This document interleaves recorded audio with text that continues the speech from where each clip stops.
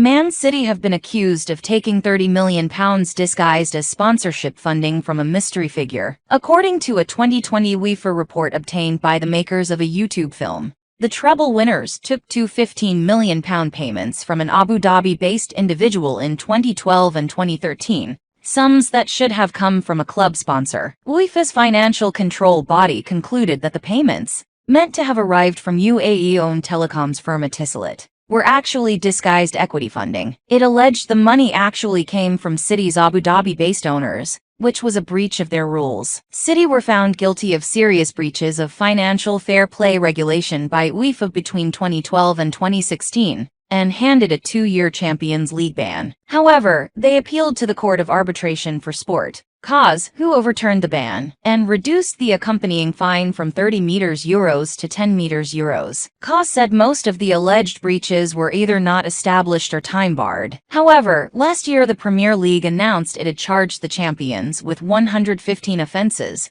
alleging that they had inaccurately reported their finances over a 9-year period up to 2018. According to The Times, who have seen the leaked report, the alleged payments are thought to be included in the 115 charges, which City have said they will fight. Unlike UEFA, and in a potentially significant difference, the Premier League's rulebook means none of the alleged offences will be time-barred. City declined to comment. The report adds that in a UEFA disciplinary hearing, City's lawyer named the person who paid the money as Jaber Mohammed, saying he was in the business of providing financial and brokering services to commercial entities in the UAE. UEFA add in the report that the obvious question, which was not answered at any point, is why either the company or the club's owners should have needed any financial assistance from a broker in paying the Etisalat sponsorship liabilities. City said Etisalat repaid the money to their owners in 2015, an argument rejected by UEFA. CAS said the payments could not be punishable because they were time-barred. The panel also cleared City of obtaining similar payments via Etihad,